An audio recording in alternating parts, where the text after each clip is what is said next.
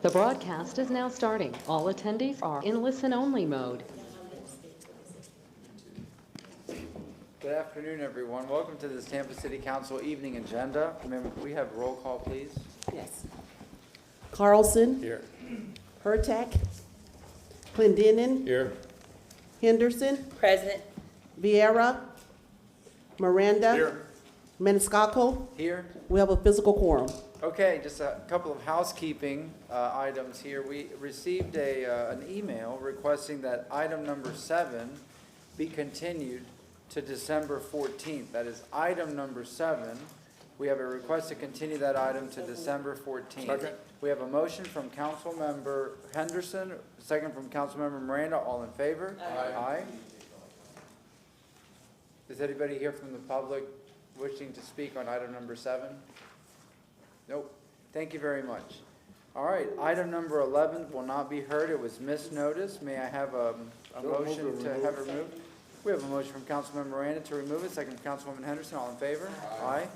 Any opposed? And we have a request to take item number 8 first. It will not take very long, and then we'll continue with the rest of the agenda. Anything else, Mr. Hussein? Did I get it all? You did it all. All right. Yes, ma'am. Item number 8 will be heard at this time. Yes, ma'am. Good evening, Council. Melissa Dickens, Planning Commission staff. Could I have the Elmo, please?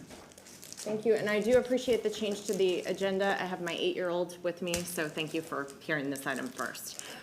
As long as he says hello. The one change to the schedule that was in your packets, we received this schedule prior to the formal budget being adopted. So we did receive an updated schedule of projects from the city budget office. I have copies for the clerk. I'm happy to provide copies to you all as well. But I do want to call your attention to the one change. There is a change to increase the amount of street resurfacing by about $5 million. There were other projects that were in the CIP that are not part of the schedule of projects, so those did not change as part of this amendment. But I just wanted to make that note for the record. Thank you very much. Again, this is your FY24 through FY28 capital improvement section schedule of projects update. This is a routine annual update. We come before you each year to share those projects that affect level of service. It's a state statutory requirement to include these in your comprehensive plan. Thank you. Do you have any questions? No? Yes, ma'am? No, go ahead. Okay. Again, this is required by Chapter 163. It is required, projects are identified to reflect an adopted level of service. Those projects that eliminate a deficiency, maintain level of service, or serve future growth. This update is accomplished by ordinance. Again, the schedule was updated to reflect the adopted capital improvement program. This shows the CIS schedule of projects and the funding amounts.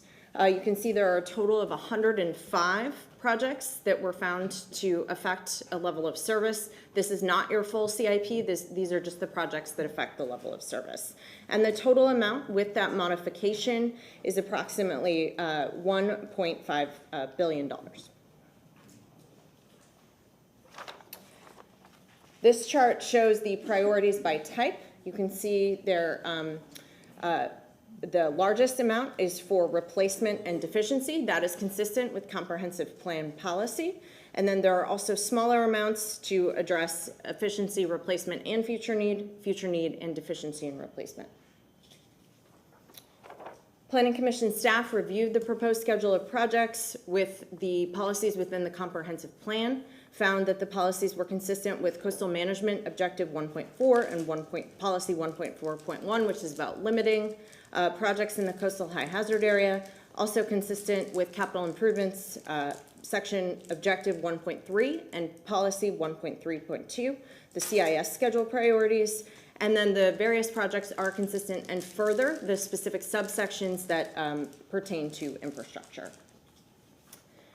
And your recommendation, your Planning Commission found the FY24 through FY28 CIS schedule of projects consistent with the goals, objectives, and policies of the Tampa Comprehensive Plan.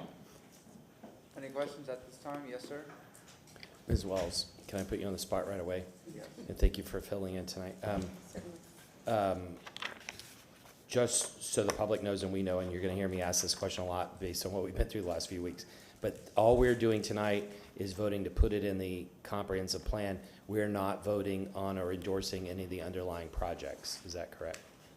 I think this is the annual update to the project, so it's required by law to be done every year. You're not approving the individual projects themselves. It's just the plan for purposes of the comprehensive plan. Okay, thank you. Anybody else? Nope. All right. Do you have anybody in the public who wishes to speak on item number 8? Item number 8? No. At this time, may I have a motion to close? So moved. Motion from Councilmember Miranda, second from Councilwoman Henson. All in favor? Aye. Any opposed? Councilmember Miranda, would you mind reading item number 8? That's Mr. Chairman, found number 8, CIP and CIS 2024-2028. Orders being presented for first reading consideration. An ordinance amending the Tampa Comprehensive Plan Capital Improvement section by replacing the fiscal year 2023 through the fiscal year 2027 capital improvement section schedule of projects with the fiscal year of 2024 through the fiscal year 2028 capital improvement sections schedule of project, providing for repeal of ordinance compatibility, providing for severability, providing an effective date. We have a motion from Councilmember Miranda. We have a second? Second from Councilwoman Henderson. Roll call. Vieira. Miranda. Yes. Carlson. Yes. Hurtak. Yes. Clendenin. Yes. Henderson. Yes. Maniscalco. Yes. Motion carried with Vieira being absent at vote. Second reading and adoption will be held on October 19th, 2023 at 9:30 a.m. at 315 East Kennedy Boulevard, Tampa, Florida, 33602. Thank you very much. Thank you. We'll go to the top of the agenda, item number 1.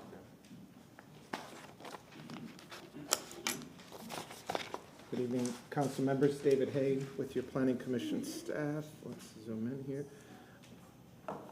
Are you seeing this? Yes. All right, it's not coming up. This first plan amendment, future land use map amendment is Tcc 2307. It's located at 307 North Westland Avenue and 2109, 2111, and 2113 West North B Street. The request is it's privately initiated, small scale. It's approximately 0.63 acres. Currently, the adopted future land use is residential 20, and the applicant is seeking to go to the neighborhood mixed use 35 future land use category.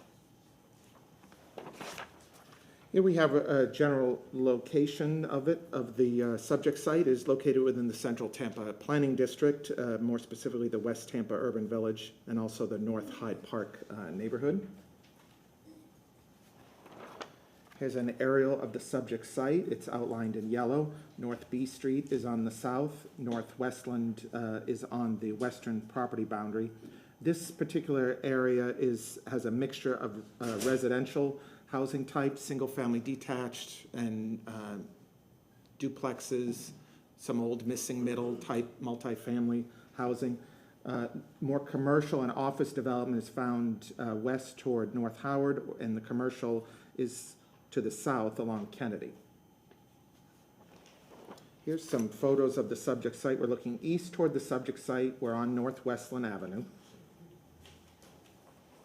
Here we're looking west from the subject site across North Westland Avenue toward 308 North Westland.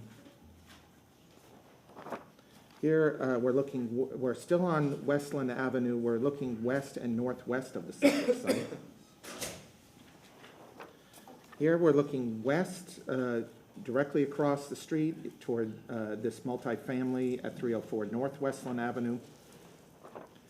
Now we're looking north toward 2111 and 2113 West North B Street. These are all part of the subject site.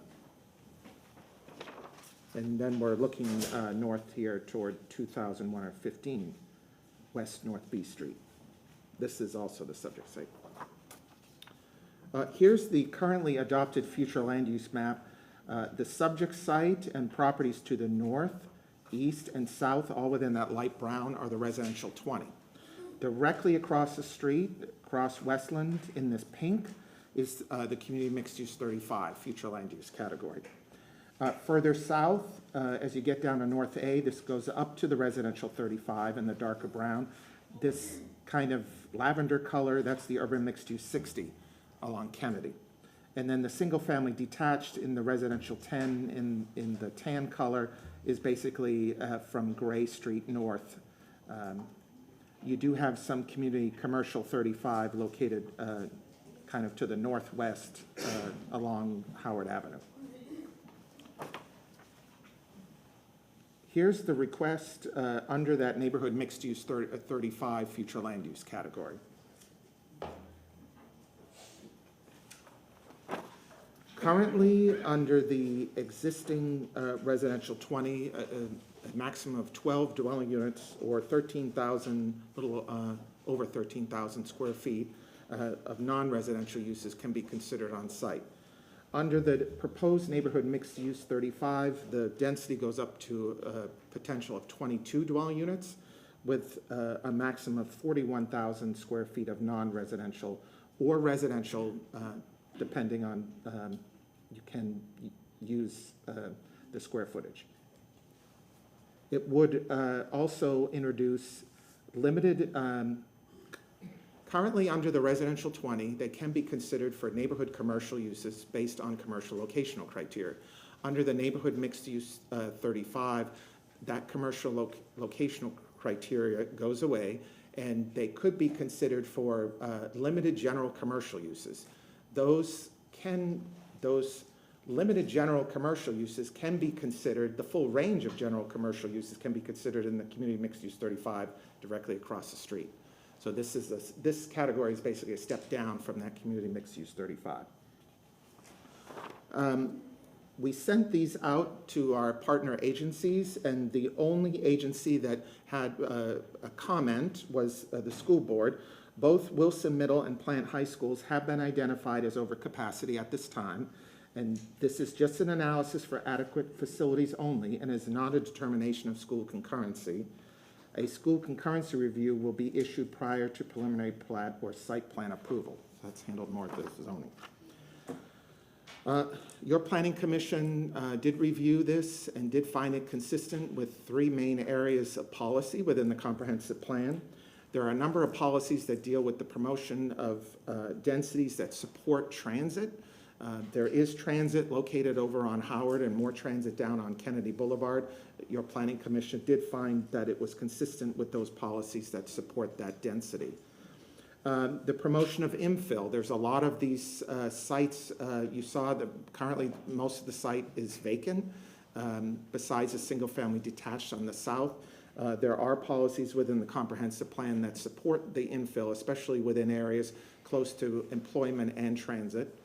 And then your planning commission did find it consistent with coastal management policy 1.2.5 that deals with development within the coastal planning area. The site is within that coastal planning area. So based on that, the planning commission does recommend to you this evening that the proposed map amendment be found consistent with the goals, objectives, and policies of the Tampa Comprehensive Plan.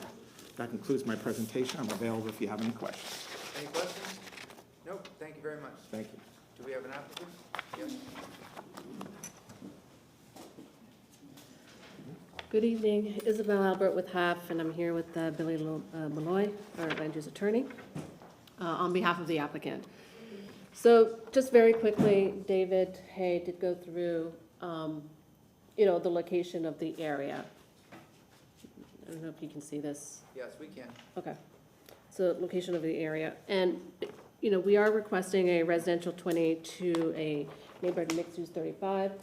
When we first came in, we did apply for the CMU 35, which is located all across the street. And with discussion with the Planning Commission, there were some concerns about the intensity of the CMU 35. And that is how we ended up. And the reason why we wanted the CMU 35 is because you can calculate density on the square footage. And that it was definitely helping us do a better product there. And with discussion, we reduced it to the neighborhood mixed use 35.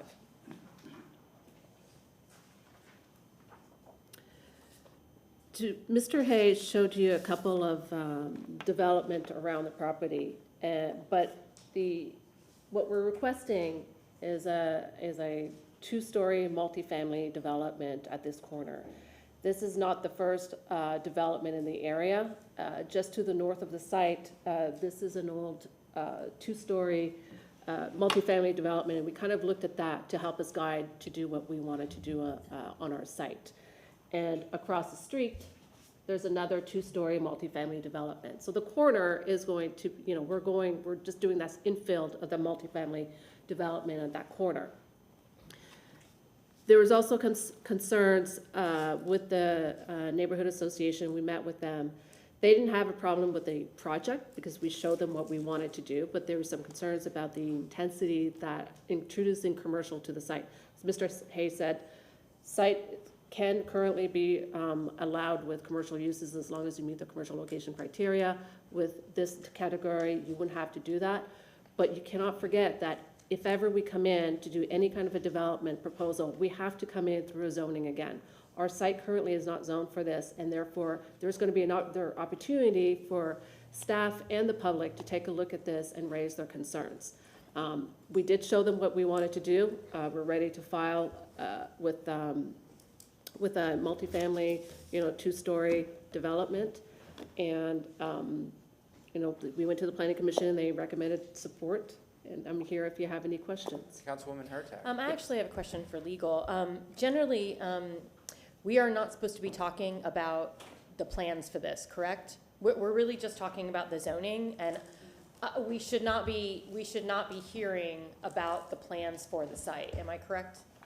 Susan Johnson, Velez Legal Department. So, Councilwoman, when you're looking at a comp plan amendment, what you're looking at is the maximum potential. So that's what you need to look at there. It's outlined in your staff report. Yeah. So that's what anybody could develop on this property. Exactly. And so this current proposal Has nothing to do with what they ultimately might file as a PD rezoning. And so that's what for anybody who's here tonight talking about comp plans, we have to consider the highest use for this property. We can't consider what you might or might not be doing. So if you could just speak to what the comp plan is, we'd appreciate it. Well, the highest and best use for the comp plan, again, it's, there's that commercial, concern was the commercial at this site. If anybody wanted to come in through the commercial, would have to come in through the process again to request that. Doesn't mean that it's guaranteed or it's a given that it's going to be built for that. And the reason why we ask for that classification is to allow to use the square footage to have a better product. and it's in harmony with the neighborhood.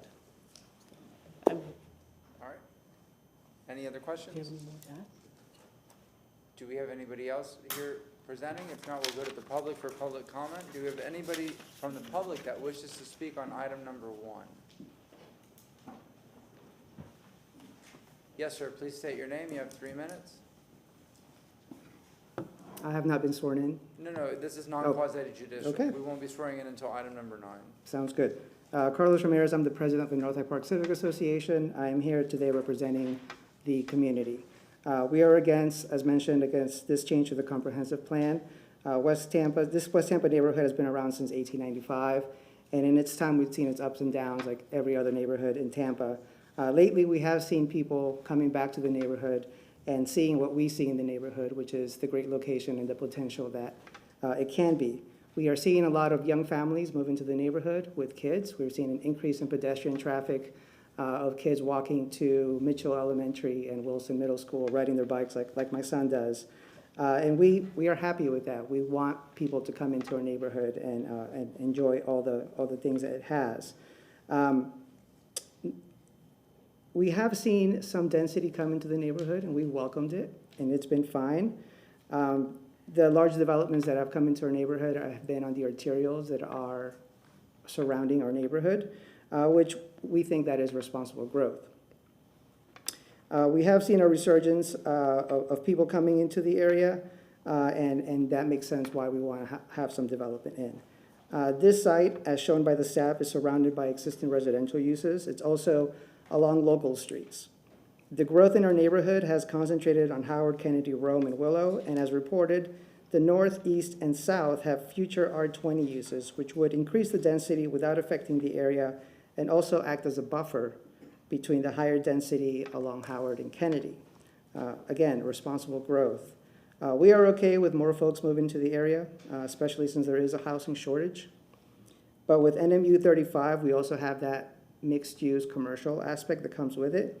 And if more density is needed, then perhaps an R35 land use would be more better for this, with or without bonus provisions. I know one of the bonus provisions is affordable housing. And we feel by using that, you can have the same amount of dwelling units, which is what residential goes by, as an NMU 35, and without the commercial aspect. We feel this land use category will not only bring us more housing units, but also buffer us from the less intense residential uses on the other side, inside the neighborhood. Staff may want to provide more information. I know I have discussed this with Mr. Hay. Approving the NMU land use change will set a precedence for the neighborhood, as it will open the door for higher uses to occur outside of the roads that can service them, and drastically change the landscape and characteristics of the neighborhood. Using the R35 would accomplish 3 things: protect the neighborhood against the wrong type of development, increase the housing inventory, and also buffer the residential core of the neighborhood for more intense and dense uses. We have met with a developer and their team, and we have seen their concept. We like it, but we are here for the land use change, or more importantly, the potential land uses this change may result in, and we ask you to say no. Thank you. Thank you very much. Do we have anybody else here that's willing or wishing to speak on item number 1?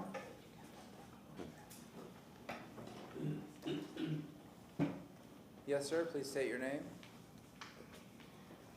Good evening. Thanks. My name is Santiago Martinez, and I am a homeowner on the block where the development is taking place. As Carlos mentioned, we are not opposed to development occurring on site. However, what we are opposed to is the change to mixed use. I believe that it more falls in line with the neighborhood to keep the land use as residential, and that just because the maximum potential, as we were discussing earlier, of the site, of the land use designation just creates too much, it's too broad, is my belief. So for that reason, I ask that you reject the proposal. Thank you very much. Yep. Next speaker.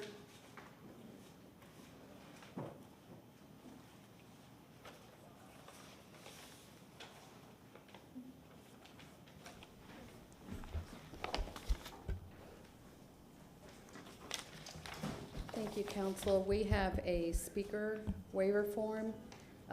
Nicole Leon, I apologize. Leon Simmons. Thank you. Jerome Adcock, thank you.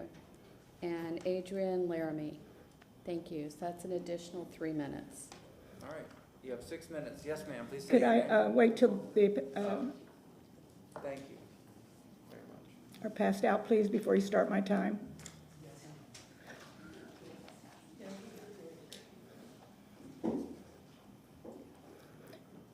Good evening, City Council. My name is Sandy De Diego Sanchez, and I live at 2705 West Fig Street in the Armory Gardens community, which is directly to the west of North Hyde Park. I am here as a good neighbor. Again, you're asked to make a land use decision without a site plan. Please think about that. On page 1 is a representation overview of the North Hyde Park community. Urban planners couldn't have planned an urban village more perfectly. The north side of North Hyde Park borders on Cypress, which has light industry and the Green Spine Bicycle Trail. The east side of the community, between Fremont and Willow, is mainly condos and townhomes and has many amenities the comprehensive plan calls for, including vertical density. The south side of North Hyde Park is bordered by the Kennedy Boulevard Business Overlay, teeming with commercial properties within the North Hyde Park community, an area that Planning Commission staffers failed to acknowledge in their report. At best of all, North Hyde Park has sidewalks that lead to all these amenities to restaurants, gym, even a vet. It's a well-balanced community. Recently, the neighborhood met with the developer and discussed their plans. The developer for the project proposed met with a small segment of the community. The developer, bad cold. The developer is asking for a change in land use, which would be a disaster for this balanced urban village. The community is not opposed to the 20 units, but is alarmed with the request for a change in land use that is not necessary, especially since the project can be easily accomplished with an R35 or maybe even an R50 land use change. Why Planning Commission staff did not mention this leaves one to pause and question. The NMU 35 change carries with it CG commercial general designations. Even though the developer says he does not plan to use the CG for this property, the developer cannot commit for future landowners if they sell. The NMU CG will go with the sale. Property is sometimes sold before the construction or site plans are even completed. Please keep this in mind. If you choose to approve the change in land use, the new zoning will set a precedent. You know as well as I do that other developers will get a hint of this rezoning and they will descend on this neighborhood like vultures. Again, the neighborhood is not against the project, but against the land use change. Please see the maps the comprehensive plan folks have provided you on page 2 and 3. On page 2, you will see the homes that are directly to the west, even though it is CMU 35, it is residential. I tried to make them large enough so you could see the parcels with the potential of commercial general will not complement this area or this community. The land use change is not consistent with part of the neighborhood. Again, the Planning Commission staff has picked and chosen the land use objectives and goals that fit this particular situation. On page 4, I have listed some land use code, which shows that this is inconsistent with the comprehensive plan. Land use policy 1.2.17, ensure that the zoning code reinforces quality urban design as it relates to the context of this area. Land use 9.5.5, limit the number and type of non-residential uses permitted in single-family residential areas. Protect those areas from the negative impact of incompatible uses. It's 9.7.2, maintain compatibility with single-family development through limits on the permitted height and bulk of a new development. Again, this plan is not consistent with the comprehensive plan. I ask that you deny this request so the quality of life in the North Hyde Park neighborhood can continue. Thank you. Thank you very much. Is there anybody else that wishes to speak? I hear no one. Yes, ma'am, please come up, state your name, you have 3 minutes. Hi, my name is Rachel Fox and I live on Albany. So the land development, I share that alleyway and there are some fire hazards that I've already experienced due to the extra traffic. Somebody hit a pole, ripped off the electric, could have been a fire hazard. And then the debris that gets piled up behind there, it caught fire and almost caught my house on fire. So I do have those concerns as well. There's also a funeral home that's located right there. They're already using up the streets for parking, excuse me. And then when you have extra parking, apartments, you're gonna start having more street parking dedicated to those residents, as well as the funeral home business. So it could also negatively impact that as well. So I'm opposed. Thank you very much. Anybody else wish to speak? All right, applicant, do you have anything else that you would like to add? No. Yes, sir, please state your name. William Malloy, 325 South Boulevard, Tampa, Florida, for the applicant. Just for the council's edification, we did very carefully look at every 30 district and above to see what fit this project. We worked with the Planning Commission to make sure that we minimized any commercial impacts or commercial potential, because that's not what we're chasing here. I know that's not relevant. That is not what we're chasing here. NMU 35 works. R35 does not work. R35 is actually R30, and then we have to give you money for units after that. NMU is perfect for this. We realize that a land use change is a bit of a boogeyman to the neighborhood because, as it's been stated, it's, the entitlements are there. They can be used inappropriately or appropriately. What I told the association, what I firmly believe is we have to come back with a PD for whatever we do here. And we trust you to make a good decision on that PD. You trust us to bring you a good product, we're going to, and hopefully we just have faith in that process. That's what we're asking for here. We want to bring you a good project after this. Thank you very much. Do we Thank have any you. questions from council members? Yes, sir. I'd just like to know if the planning commission or the staff are the same vote. I want to know if the planning commission staff or the planning commissioners themselves, whether they're in favor of it, both of you. David Hay, Planning Commission staff. Just give me one moment to pull up the resolution. I'm looking for it, that's why I can't find it, that's why I'm asking the question. Yeah, it's on page 13. There were two planning commissioners absent. Commissioner Bernstein and Buzzer were absent at the time of vote, but the planning commissioners that were in attendance, 1, 2, 3, 4, 5, 6, 7, 8 total, were in favor of the amendment. And the staff? The staff was recommending approval as well. We had discussions with the applicant concerning, I know they had stated they came to us requesting that community mixed use 35. We as staff raised concerns. They heard us in those concerns about the community mixed use 35, and it was staff's recommendation for the NMU 35 because really looking at planning, usually having a street divided down the middle with a land use category is not usually an ideal situation, because usually you look at transitions in land use at the rear of through alleys or things like that. But the interface was interfacing with that community mixed use 35. So staff and the planning commission thought that it was appropriate. Anybody else? Yes. Yes, sir. Okay, so I guess this is for the applicant. I'm befuddled because I had in my notes and prepping and looking at the documentation prior to this meeting, I basically put down nothing bothered me, but you just said something about you're going to come back and look for a PD. You're asking for Euclidean zoning request. Why aren't you asking for something that a zoning request, or I'm sorry, a land use request that you can actually build to? Why wouldn't that be? Katie, you're going to object to what I'm asking? No, just clarification. This is a I'm request sorry, to amend for land use, I'm sorry. the future land use I'm sorry. designation. I misspoke, I'm sorry. I started to correct myself and then I saw your light and then I didn't. But so why aren't, for land use, why aren't you requesting land use that you can actually build to? We don't have the acreage to maximize that. Is that your question, You sir? just can't, so you don't have the acreage of what you want to. Right, so we're on 0.63 acres. So in R20 doesn't give us 20 units necessarily. It gives us 60% of that.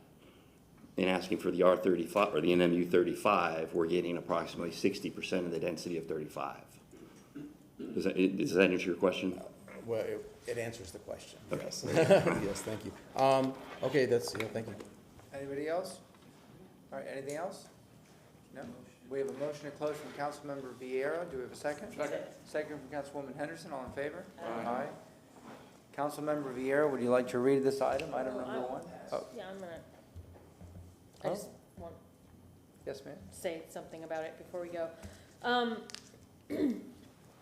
I really want to appreciate you bringing up the question of why can't you just build in it, and I think that's really the question here. I know we're talking about, we had a nice discussion today about future land use, and the reality is we can't, no one can promise what they're going to build on this site. This just happens to be the land use. This is going forward as what it is. And I agree, I think it's too much. I think that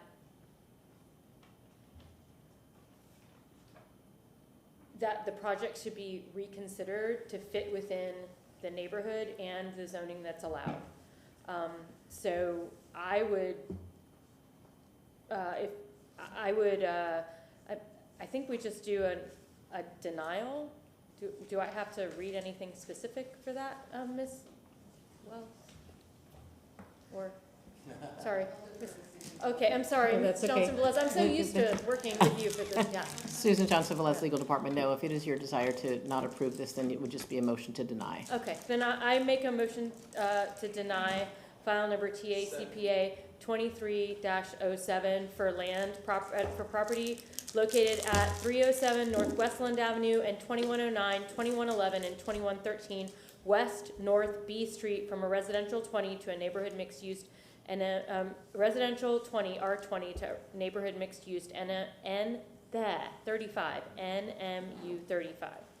We have a motion and we have a second from Councilmember Vieira. Do you have a comment, sir? I do. I kind of want to double down on what was just said, is that if it's just, I'm actually kind of like amicable to the density that you've, requested, because it's sort of transitional and step down from our transportation corridors and, mixed-use area, but the change of use and adding that commercial element into it, it's just not something that I'm going to vote to deny as well. And I just wanted to explain that. Again, the density, if you'd come to us and just ask for the extra density to build multifamily there, I would have been on board, but yeah, I'm not going to support this the way it is now. Thank you. Roll call. We have the hearing is closed. Council members, given what I'm hearing and what I expect to just happen, if you're inclined, we will. Sir, We can't. It's already, Yeah, it's closed. is there a motion to reopen? There is no motion. I mean, I'll see, give you the benefit, I'll vote to reopen if you want to listen to it. Is there a Please. second? Is there a second? Motion dies. All right, roll call vote. We have a motion from Councilwoman Hurtak, second from Councilman Vieira. Miranda, Yes. Carlson, Yeah. Hurtak, Yes. Clendenin, Yes. Henderson, No. Vieira, Yes. Maniscalco. Yes. Motion to deny carried with Henderson voting no. Thank you very much. All right, item number 2.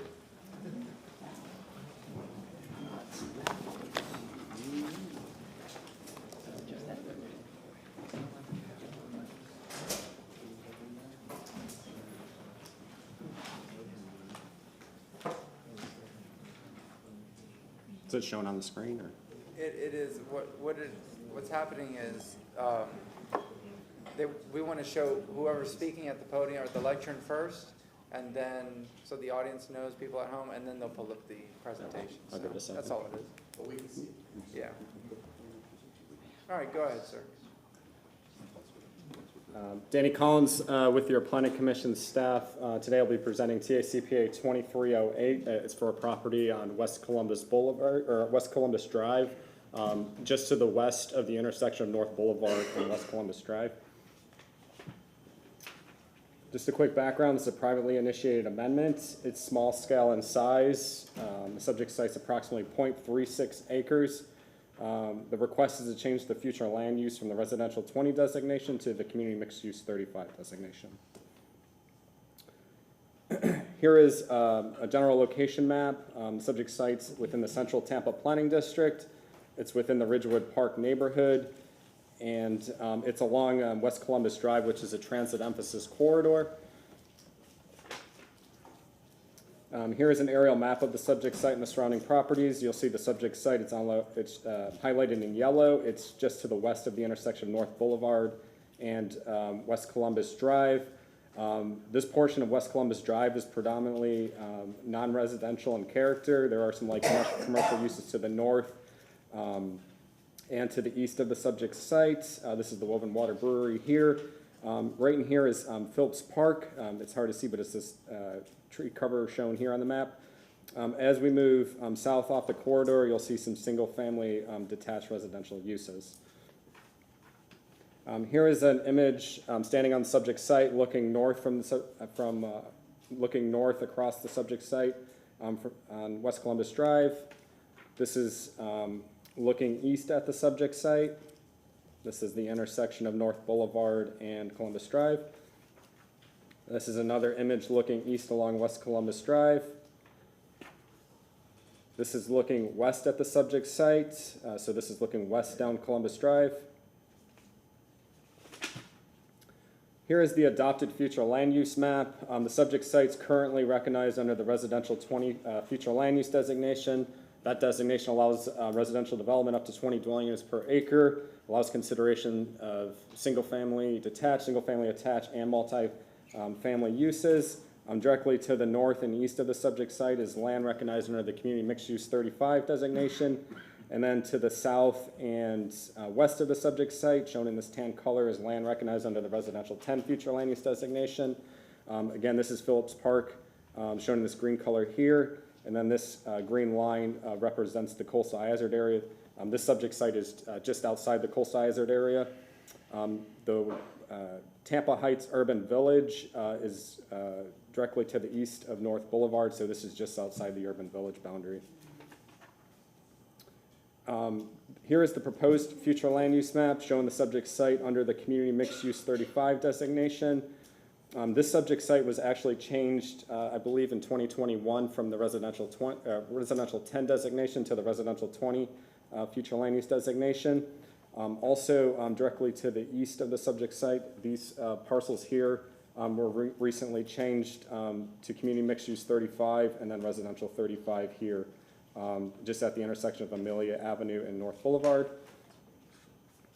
Currently under the residential 20 designation, the subject site can be considered for 7 dwelling units or just over 7,800 square feet of non-residential uses. That non-residential uses currently are subject to commercial locational criteria. As proposed under the CMU 35 designation, subject site could be considered for up to 12 dwelling units or just over 31,362 square feet of residential or non-residential development. This request would also introduce the consideration of commercial general uses and could result in a higher residential density and greater commercial intensity on the subject site. The Planning Commission reviewed this request and it found it consistent with several policies of the comprehensive plan. They found it consistent with the plan's housing policy, specifically promoting infill development on vacant and underutilized land. They also found it consistent with the mixed-use corridor policies in promoting density along our density in areas that support transit. Again, Columbus is a transit emphasis corridor. The plan speaks about how transit development on those corridors are suitable for intensification and redevelopment. And finally, the request was consistent with the city's compact city form strategy. Based on those considerations, the Planning Commission recommends that the proposed map amendment be found consistent with the goals, objectives, and policies of the Tampa Comprehensive Plan. That concludes my presentation. I'm available for any questions. Any questions? Thank you very much. Yes, ma'am, please state your name. Good evening, Isabel Albert with HAF representing the applicant. Again, quickly, this is the location of the site. This location may look familiar to you because you recently looked at this corner down here. We're doing this mixed-use development with the retail and apartments on top. The applicant has since then purchased the corner and the subject site, and it wants to develop as a unified development. And as you can see, currently the site is bordered by CMU over here to the north, and this residential, and the goal is just to do this as a CMU 35 to be combined with this development in order to develop the site as a phase 2. Again, Planning Commission didn't have any objections. They found numerous policies to support this, and as well as the Planning Commission commissioners. Any questions? Yes, sir? So you have all three of those parcels, or you have Correct. all three of those parcels now? Okay.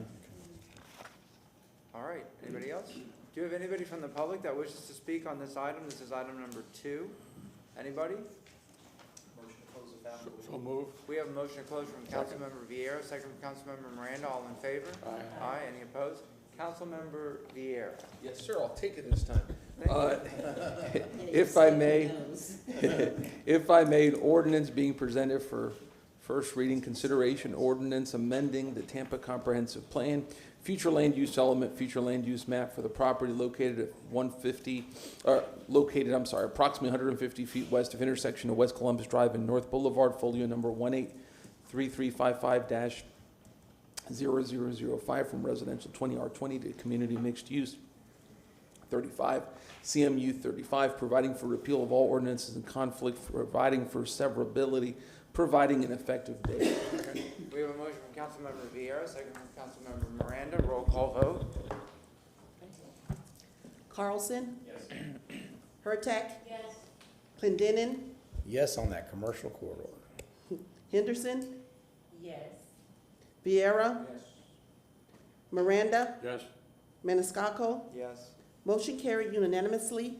Second reading and adoption will be held on October 19th, 2023 at 9:30 a.m. located at Old City Hall, 315 East Kennedy Boulevard, Tampa, Florida, 33602. Thank you very much. All right, item number 3. Yes, sir.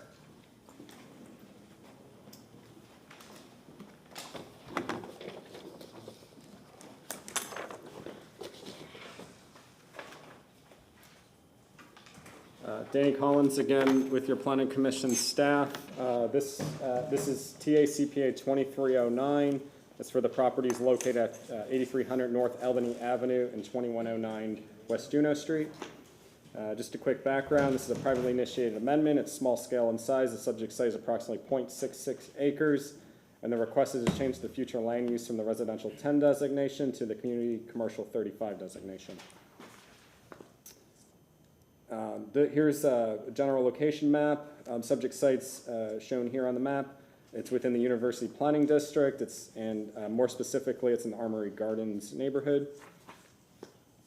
Here is an area of the subject site and surrounding properties. You'll see the subject site is shown in yellow. It's in the northwest corner of West Juneau Street and North Albany Avenue. It's just south of Waters Avenue. There's predominantly commercial uses, a mixture of commercial intensive and commercial general uses along Waters Avenue. Directly to the east of the subject site are single-family detached homes, as well as to the west of the site. And then to the south of the site is a TCC substation. This is an image looking at the subject site. Here are some of the single-family detached homes that interface the subject site along North Albany Avenue, so these homes are to the east of the subject site. Here is an image of the TCC substation interfacing interfacing the subject site along West Juneau Street. This is to the south. Here is the adopted future land use map. The subject site is currently recognized under the residential 10 designation. To the north of the subject site, we have community commercial 35. And then we just east of North Albany Avenue along Waters is land recognized under the CMU 35 designation. To the southeast and west of the subject site is land recognized under the residential 10 future land use designation. Here is the proposed future land use map showing the subject site under the community commercial 35 designation. So this would bring the community commercial 35 down south to Juneau Street. Currently under the residential 10 designation, the subject site can be considered for 6 dwelling units or just over 10,000 square feet of non-residential uses, subject to commercial locational criteria. As proposed under the community commercial 35 future land use designation, the subject site can be considered for 23 dwelling units or 57,498 square feet of residential or non-residential uses. This request would also introduce the consideration of commercial general and commercial intensive uses and would result in a higher residential density and greater commercial intensity on the subject site. The Planning Commission staff found this request inconsistent. However, at the Planning Commission hearing, the Planning Commission found the request consistent with several policies of the comprehensive plan. The Planning Commission found the request consistent with Land Use Policy 1.2.3 that seeks to relate development to the context of the neighborhood. The Planning Commission also found it consistent with policies that support proposals to convert non-residential properties along mixed-use corridors to residential or mixed use. And then finally, the Planning Commission found the request would encourage the development of commercial uses that are in scale with the surrounding area. Again, the Planning Commission staff found this request inconsistent. However, the Planning Commission recommended that the proposed map amendment be found consistent with the goals, objectives, and policies of the Tampa Comprehensive Plan. That concludes my presentation. I'm available for any questions. What did you say before, however? Planning Commission staff found it inconsistent. Okay. The Planning Commission found it consistent. Okay, thank you very much. Any questions for the gentleman? Yes, sir. So the planning commission, is their word processing keyboard broken that they're not able to type IN in front of it? Because it seems like consistently coming with consistent regardless, so it just, I don't know, it just cracks me up. That's just an observation. They don't seem to be able to type inconsistent. So I mean, I look at this map and the existing land use seems to be so consistent with urban planning, and it befuddles me because it's like perfect tiered away from the corridors, step down into residential and a mixed use. And by doing this, we're creating, if we were to grant this, we'd create an inconsistency. We'd have this anomaly of this land now that is encroaching on the residential area that is with a commercial intensive, that's not consistent with the development patterns of that neighborhood. So it completely befuddles me that the Planning Commission would find this consistent. And I think staff definitely had a better handle on what was going on there than the commission itself. So thank you. Anybody else? All right, do we have an applicant for this? Not yet. Okay, thank you. Hello, do we have an applicant? Yes, sir. Good evening, Todd Pressman, 200 Second Avenue South, number 451, St. Petersburg. I do have a PowerPoint for you. If Yes, we can pull that up, please. it's gonna come up in a second. There we are. So this is TACPA 23-09. Mr. Collins presented this to you quite well. It is in the Armenia Gardens area. The issue is comp plan amendment, Res 10 to commercial, community commercial, 35 for a 0.66 acre area. City of Tampa planning staff has no objections. They were fine with it and communicate their no objection to this application. And as you heard from Mr. Collins, the Planning Commission voted substantially in support, 7-1 in support of this request. Up till tonight, we have not heard from a single abutting or closely located neighbor, which I think is a very important distinction. Looking through the departments and reviews, no comments, no objections from the many departments that reviewed the request. Now, as you look at the mapping, I can see Mr. Clendenin brought up a couple points, but there was one critical point that I don't think was presented in a perspective that reflects what this request is about. And that is, this is a site that is sandwiched between a CC35 and a tremendously intensive aesthetic element of a TCO substation. And as you can see on the existing future land use map, it designates public communications utilities in a very large area immediately to the south. And this is the TCO substation. So when we looked at the site, reviewed the site, we took into account what the land use category is to the south and to the north, which is, again, this little parcel is sandwiched between those two. This is an aerial view. You can see the drop pin to the north, and you can see the vast wide area of the TCO substation. So again, our opinion and the opinion indirectly, not speaking for your staff and for the 7 out of 1 planning commissioners who approved, is that we did not feel it was conducive or appropriate for residential. I personally would not want to have my home there. It certainly is not an aesthetic element of any kind. And then based again upon the point between noticing and public hearings, that again, till tonight, we've not heard from a single abutting or nearby resident, there was a consistency element that we felt was very strong. So your staff reviews a number of intensive uses, which primarily most are too small in terms of being intensive uses. And the staff notes in the report that further expansion south of West Waters Corridor is an intrusion. But we found that absolutely to be not the case in our opinion, because as I've shown you, there's a vast area continued to the south that is shown as public under a future land use category, public utility and communications, and the use of the TCO substation. So in terms of that intrusion into the area, it's already gone way past and surpassed our site that's before you tonight. And under R10 as neighborhood uses which are permissible, there would be intensive or other types of commercial uses that would be permitted, as Mr. Collins referred to it, but specifically neighborhood serving uses would be permissible. So with that, we felt that. Was that the end of the presentation? Oh, that's the end of the PowerPoint, yes. So with that, we appreciate your consideration, and we appreciate any questions that we might be able to answer. Any questions for the gentleman? Nope. Thank you very much. Sir, do we have anybody in the public that wishes to speak on this item? Please come on up, state your name.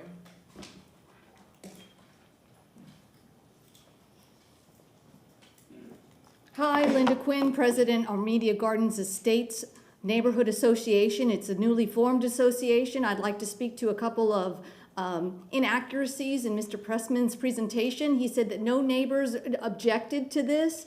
No good neighbor notice was sent because the address on file with the city of Tampa was incomplete. So there was not an opportunity for any neighbor to have a dissenting opinion on this. This lot is relatively small. The streets in our neighborhood are only 15 feet wide. We already have problems with people going down the streets too quickly and congestion. If if they get approval for the future land use that they desire, it goes from 6 dwelling units to 57 dwelling units. Where are these people going to park? As you probably know, in Seminole Heights, there is a huge catastrophe with parking and commercial buildings. I don't think that this would be good for the neighborhood, and I perhaps misunderstood what he was saying, but I inferred that he was saying there is stuff already here in the neighborhood, so what's another thing? But that would only make our neighborhood worse. We already have a big problem with people in this neighborhood that's mostly RS50, single family, or 10, and they're running basically industrial work out of their homes, and there's a lot of litter. There's quite frankly things that the EPC need to be called about, and I don't think it would be good for the community, because if they don't have to submit a plan of what they're going to do, it will set a bad precedent. And we don't, like the woman said previously, we don't know what they're going to do in the future, because they're not required to say, we're doing a storage unit or we're doing a 57 unit apartment complex. And again, where are these people going to park on this little back street that's 15 feet wide? And that's basically all I've got.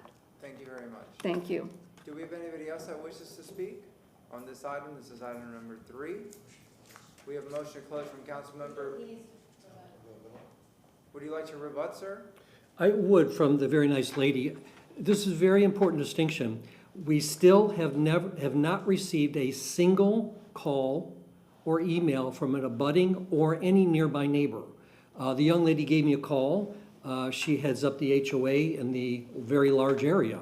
So we do stand here today with a public notice that went out to every neighbor and notice signs right on the corner. We have not heard from any impacted or potentially impacted neighbor. That's a critical distinction. The young lady spoke about increasing more traffic down the street. Well, the fact is it's already R10. We're seeking commercial use because the owner of this property owns everything to the north. It will be a part of his current commercial activity. So there will be no generated traffic because it will be all contained within the property he already owns. So that is an advantage to what her concern was in terms of greater traffic into the area. So with that, again, you have your own city staff, the planning commission members, some who you appointed in support, and absolutely zero concerns from anyone who would be impacted by this directly. Thank you, Mr. Chairman. Thank you, board members. Thank you very much. Ms. Johnson-Velez?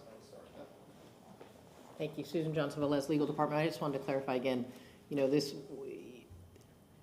an amendment to the comprehensive plan, attachment F of every staff report that you received speaks to what it means when you amend the comprehensive plan, that it's a major policy decision and your determination that either a change in circumstances justifies it or that the existing land use category is no longer appropriate. And so, again, what you're saying, if you approve this, is that this particular land use is appropriate at this location. And if you don't believe that's the case, then it would be appropriate to take appropriate action. Yes. I have a question for Okay, you, Ms. sure. Johnson-Velez. He just said that we appoint people to the planning commission? Planning commission. Does council do that? Do I get one? I haven't heard about this. I mean, maybe this is a conversation for later, but I'm There are curious. terms for the planning commission members, that's correct, yes. Yeah, I'd be They are interested to appointed. know who. They are appointed positions, but Okay. ultimately, council is the ultimate decision maker Oh, on whether yes, something yes, is I know. consistent or appropriate or. I just didn't realize we had that. Okay. I would love to know more about the seats that we get to appoint. Thank you. You're welcome. Anybody else? Councilman Viera? Motion closed? Oh, yes. Yeah, ma'am. Second from Councilmember Clendenin, all in favor? Aye. Yes, ma'am? I'm sorry. Okay, yes, sir, yes, sir. Yeah, I mean, again, I'll just double down on what I previously stated. And the point about the Tico substation is well taken. However, to the right of this property, to the east of the property, to the west of the property, is consistent with the current land use of these parcels. And you look around this map, and it's, again, in the original, in the state that it's currently in, if we were crafting land use, we would not have crafted a better map as far as consistency and step down from the more densely areas of Water Street and Armenia. We've got step down land use already there. This is very consistent residential land use throughout this area. And again, you know, nobody loves a Tico station in their backyard, but you know, it is what it is, existing condition. It's a shame that Tico doesn't shield this better from the neighborhood. But I just can't support this because again, we're creating a problem that now currently doesn't exist. Yes. Thank you. I agree. And I mean, right now this is a residential area, and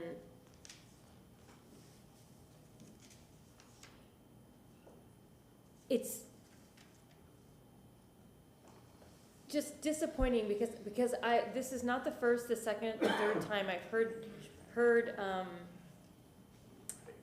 folks speaking for the applicant that talk about not wanting to live in an area, or I wouldn't live there, and I just don't think that's appropriate for talking about a land use change, to kind of make it seem like, oh, these residents don't deserve to have their neighborhood saved or preserved, and it's just something I've noticed lately, and I really hope it stops because it's offensive. Anybody else? Councilwoman Henderson, I believe it's your turn. Yeah. Thank you. Item number 3. Yes. I move file number TACPA 23-09.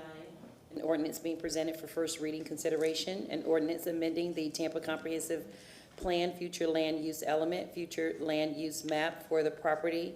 Oh, no, I'm sorry. I'm on number 2, right? 3. Okay, okay. Well, we did 8 first, and it's kind of throwing me off.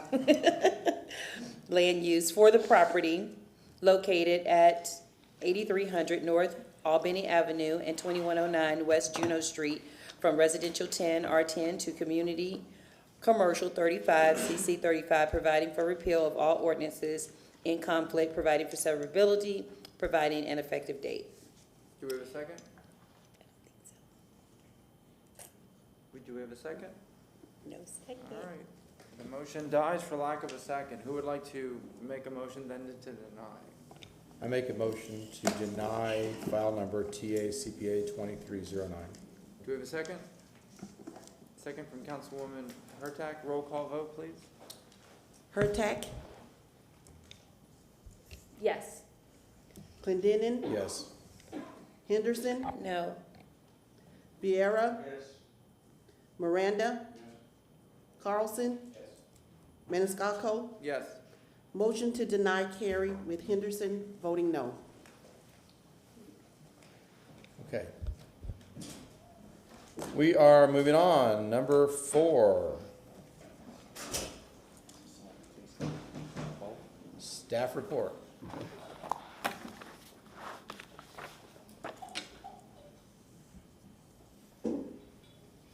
Danny Collins again with your Planning Commission staff. Today I'll be presenting TACPA 2312. It's a map amendment generally located at the southeast corner of North Albany Avenue and West Kirby Street. Just a quick background, this is a privately initiated amendment. It's small scale in size. The subject site's approximately 0.05 acres, and the request is to change the future land use from the residential 10 designation to the residential 20 designation. Here is a general locator map. The subject site is here. It is within the University Planning District, and it's within the Armory Gardens Estates neighborhood. Here is an area of the subject site and the surrounding properties. The subject site is at the southeast corner of West Kirby Street and North Albany Avenue. The surrounding area is predominantly single-family detached. This is looking south at the subject site from West Kirby Street. This is another image looking south toward North Albany Avenue with the subject site on our left. This is looking north toward North Albany Avenue from the subject site.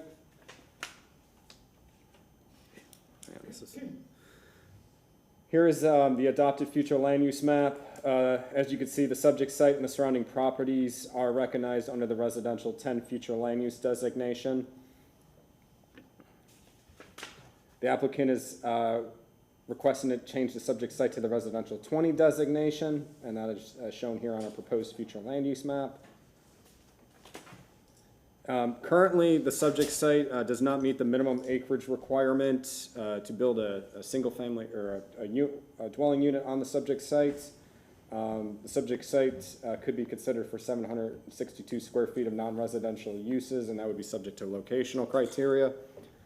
As proposed, the subject site could be considered for one dwelling unit or 1,089 square feet of non-residential uses. Again, that would be subject to locational criteria.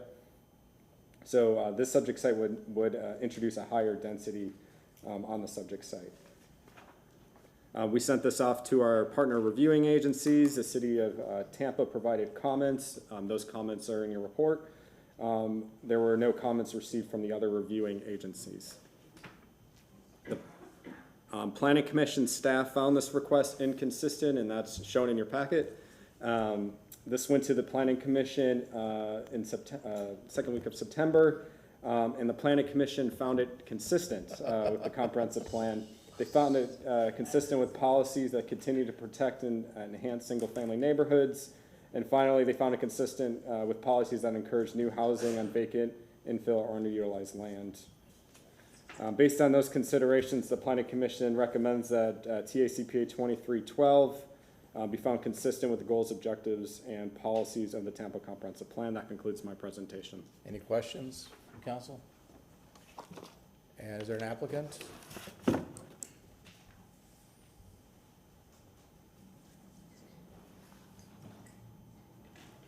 Okay, good evening, ladies and gentlemen. My name is Leo Martinez, and I am the current owner of this vacant lot located at 1916 West Kirby Street under folio number 101926. First of all, I would like to thank you all for being here today and giving me the opportunity to express myself. I've never done this before, so I'm just getting familiar with the whole process. So forgive me if I do something that I don't have to. I'll be here talking about the gentleman before me. He did a great job explaining what is it that we're trying to do, but I will try to explain myself a little bit better. As it stands right now, this property is located within a residential 10 area, which stands for low density for single-family detached homes, but there is some other residential 20s and some other uses that are close to this property. Here is an aerial view of the lot, which shows that it is not in very close proximity to any other residence that will make it a problem. And before I continue more into the details, I would like to talk a little bit more about myself and how I got into this situation, so you can really understand why I'm doing this. As you all probably can tell, I'm an immigrant. I came to this country about 8 years ago, so not that long ago. Initially, I came here by myself also. Initially, it was tough time, but over time, I started doing better, and a few years ago, I was able to buy my first property, my home. Since the budget wasn't too much, I only could afford a small house, 3 bedroom, 1 bathroom, under 1,000 square footage. Initially, for me and my wife, it was a perfect place. We were doing okay. But as time passed, I got blessed with a beautiful daughter. And after that, my parents decided to also emigrate here and come to live with us. Now, I got a bigger family, house got smaller. So I started looking around for some other opportunities. And as you all probably know well, and everybody tell you here every day, it is almost impossible to afford a house right now. The housing market is almost through the roof. Rental market is also impossible to get in right now. So I came across this property. When I got the property, I didn't know any of these things that I wasn't able to do with it. So I tried to work with the city and start the process to develop the property. But then I came in front of many walls, and that's how I got through this process. Basically what I'm proposing is to change the land use of this property from a residential 10 to a residential 20, which still is classified under low to medium density. So I'm not asking for a townhouse, I'm not asking for apartments, I'm just asking for a small dwelling unit. Why this should even be considered, I'm gonna show a few things that I put together. Before I bought the property, this is what the property looked like. So it was basically dump, full of weeds, and there was a lot of trash in the place. When I bought it, I cleaned out the whole place. I took a lot of trash out of the place. I put a fence, and I have been keeping it for the past few years. Basically, this is what I'm planning to do. Again, nothing too crazy, just in a small house that blends perfectly with the community. It will enhance that corner definitely better than what it is there right now. Another statement is that other people could also benefit from this. I mean, this is the city of Tampa, and it's surprisingly there is still a lot of small pieces of land like those out there, and we got a crisis on the housing market. So other people could definitely benefit from what I'm doing. Another thing, important thing that I would like to mention, the picture on the right side, my right side, is that this area where my property is located is one of the few areas in the whole Tampa area that allows for accessory dwelling units. So what does this mean? This means that in this area, other people is allowed to do an accessory dwelling unit, increase the density in their house, but I got a wide open land and I am not allowed to even do anything with it. Another point that I wanted to mention is that when I began this whole process, I was told that because it wouldn't be just basically an island in the middle of the whole residential 10 area, it wouldn't be doable, but I did research and I found out that I am not the only case. There is other cases that have been approved that also, I guess that they got their particularities, but they have been also approved. And as a conclusion, I got a letter from some neighbors that they approve it. I got a letter from some business contractors, engineers that have explained to them what I'm trying to do. They basically have given me their blessing. And that's it. Councilman Moreno. If you have any questions. Thank you for what you've done and bringing yourself and your wife and having your daughter here in America. Thank you for your parents wanting to come. I think that's great for the family. I'm very happy for that. Tú estás contento, ¿no? Completamente. Okay. So let me say this. You're wanting an R10 to R20, is that it? Yes. That's all I'm asking for. Just one. That's all you're asking for. Do you know what the difference is? ¿Cuál es la diferencia entre 10 y 20, 10 and 20? Could the planning commissioner, somebody explain to the public and himself what the difference is between an R10 and an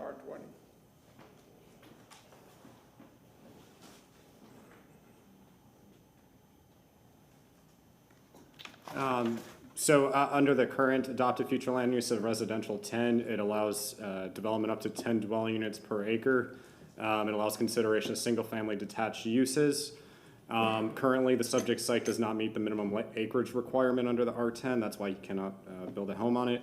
Under the R20, it would allow twice the density. That's what I'm saying. So it would allow consideration of multifamily uses, though under this acreage, it would only account to one unit. So then what we're saying, if you can't fit it in 10, you're certainly going to go to 20, which is even worse for him. Right. For the application I'm talking about. I don't know, is your property, you own both lots? No. The only advice I could give you, maybe it's not correct. Better not say this, I guess. Get up. Don't say that. We're all thinking it. Don't say that. I can't tell you now. Councilwoman Hurtak. Thank you. I have a question for Planning Commission staff or maybe our staff. What is the, this is, I had to look twice. It's 0.05 acres? So my question then is, with setbacks and everything, how wide of a house could you build? Oh, no, it's just as a thought exercise, as I'm looking at the pictures and considering the side setbacks, and because this is a corner lot, the double setbacks, how wide of a house can you build? I do not know the zoning, I could have to look it up. But it is a 25-foot lot, which at that point at a corner, I mean, it's, essentially they'll have to PD in order to build the house. They'll have to come in and PD the property, so that there would be a rezoning for it. Okay, and then my other question is for Ms. Johnson-Velez.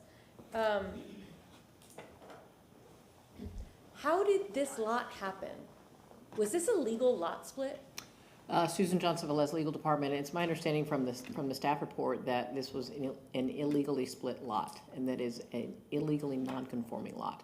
And maybe Mr. Collins can speak to the fact that there is a provision in the comp plan for a legally non-conforming lot to provide an opportunity for it to be developed. I don't know, Danny, if you want to. Yes, there is a provision in the plan for platted lots that don't meet the minimum acreage requirement. If you, for example, if you have like a 0.89, you could not 0.89, 0.08 acre lot, and it's a lot of record. It doesn't meet the density requirements. We would allow them to build a unit on there, but because this is an illegal non-conforming lot, it's not available to utilize that policy. So this would only, you would be allowed to build if it was a legal non-conforming lot, but because this is an illegal non-conforming lot, we're in the predicament we're in. Correct. Thank you. Oh, yeah. And if I may, Evan Johnson, City Planning, just to add a little context, there was a lot of correspondence between the applicant and our zoning growth management department. And basically what happened is the only evidence through the title process was that they could find was this lot was probably split somewhere around 1982. And so in order to be a legally non-conforming, it would have to have happened prior to zoning, which would be, I believe, 1956, 5 or 6.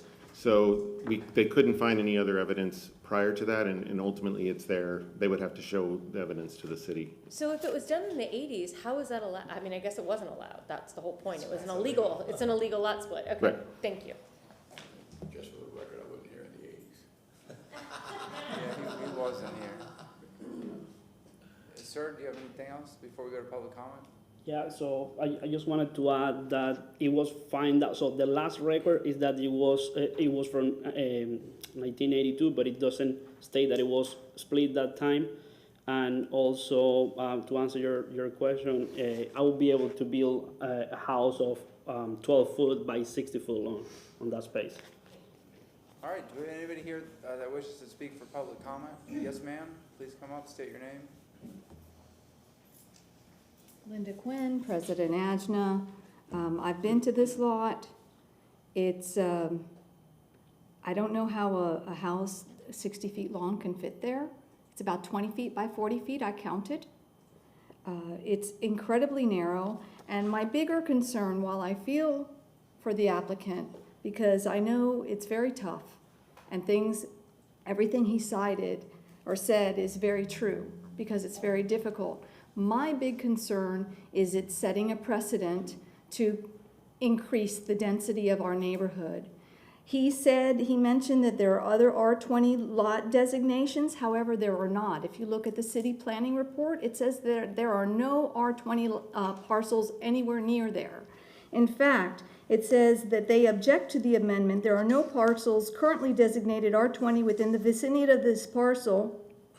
It is surrounded by parcels designated R10. The nearest R20 parcels are over a half a mile to the southeast. While the small size of the parcel would only allow for one dwelling unit, if the amendment is approved, it would create an enclave for R20 and establish a precedent for additional plan amendments in the area. That's my big concern. I don't know about planning. I'm wondering if maybe a design exception or something that can move around, changing it to changing the future planning and still allowing the applicant to get his home built. And that's all I have to say. Thank you very much. Do we have anybody else that wishes to speak? Yes, sir?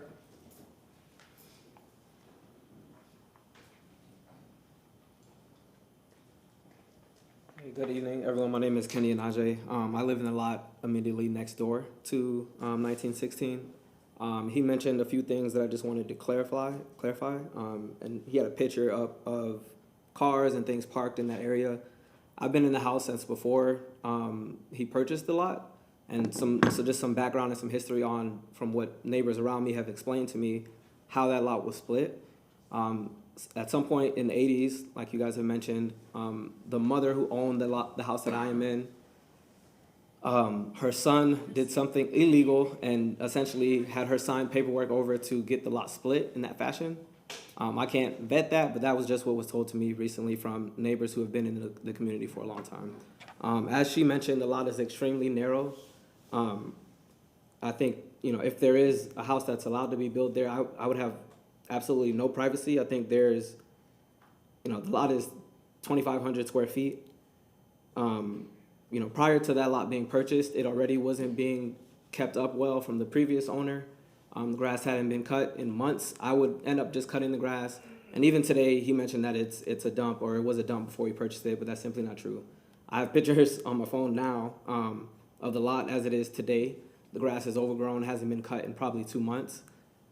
I think there's, like she mentioned, I think the precedent of being able to build a house on that small of a lot is not something that we should move forward with. And again, he mentioned that he has letters from some neighbors who are in the area. I'm not sure what neighbors he spoke to, because everyone who's adjacent to the property, so the property behind him and then the property immediate to the left of me, They also are not in approval of moving forward with this plan. Initially, I didn't get a chance to go to the last hearing. Unfortunately, I have a 2-year-old son, and he was sick. He had an ear infection at the time, so unfortunately I wasn't able to go to speak up at that point. But I'm glad I was able to be here today, just kind of put my thoughts out there. I think, again, the lot is extremely narrow. I think the pictures that were shown really make it look a lot bigger than it really is.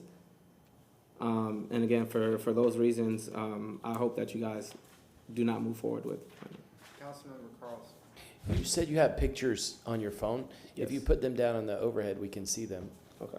You put your phone down.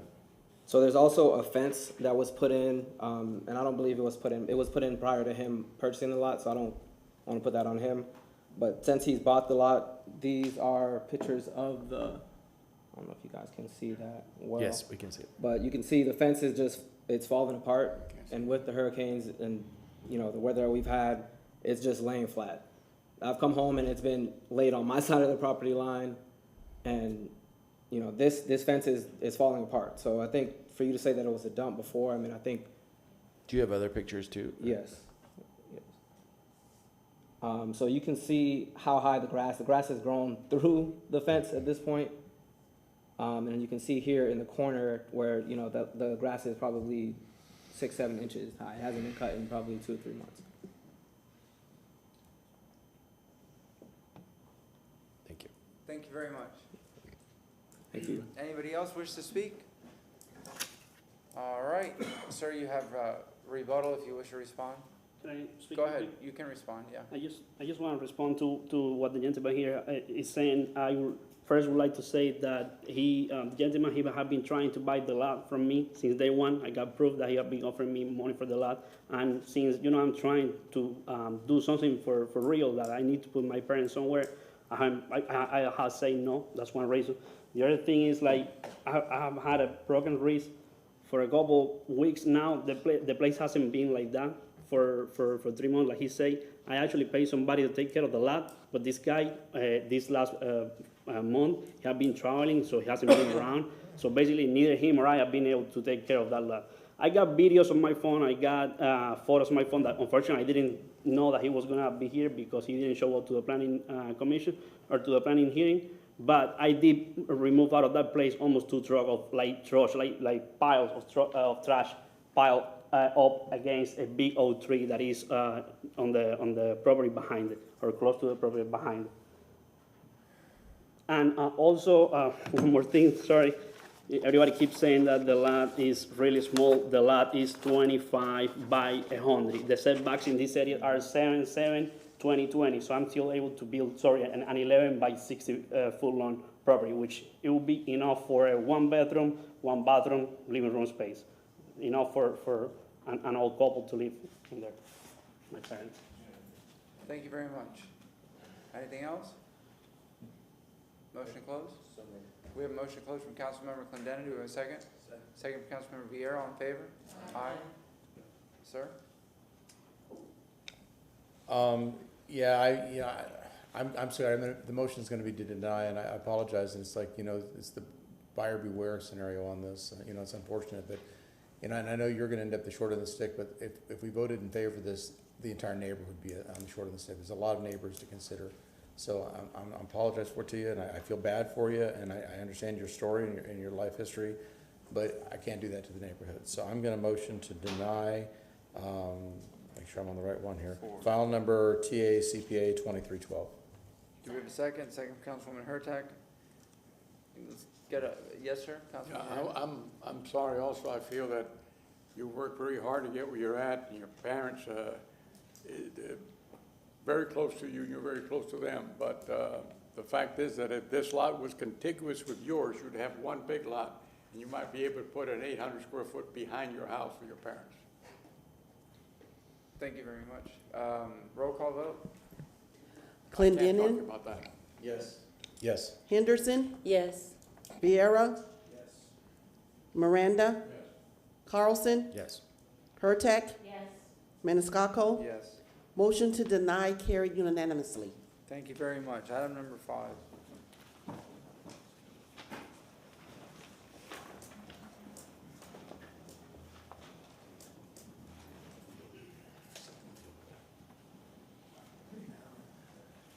Yeah, how much of it? I don't think this one. It's on there. You can use this as home. Good evening, Council. Unica Mills, Planning Commission staff. I'm here to present TACPA 2313, located at 5025 East Fowler Avenue. This is a privately initiated plan amendment, small in scale, a little over 2 acres. The request before you this evening is to change the future land use designation from residential 35 and community mixed use 35 to entirely community mixed use 35. The site is located within the University Planning District as well as the Terrace Park neighborhood. Here is an aerial of the site. The site fronts along Fowler Avenue here.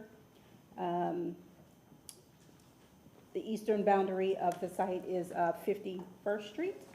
The site directly south of the site is an office building. West of the site is a church and light commercial as well as multifamily uses.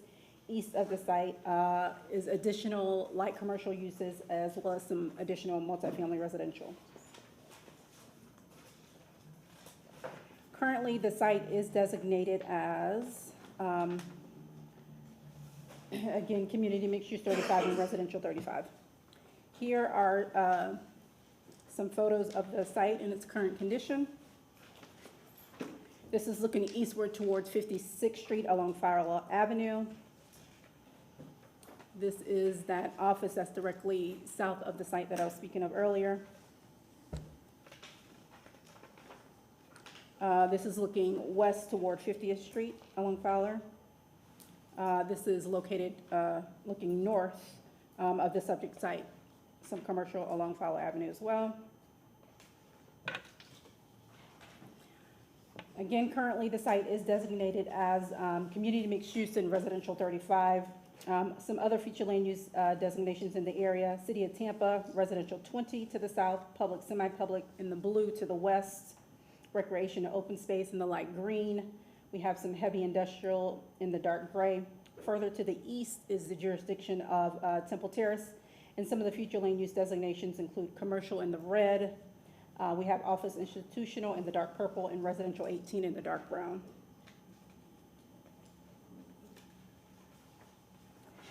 The applicant is requesting to change the entire site to the community mixed use 35 here in the pink color.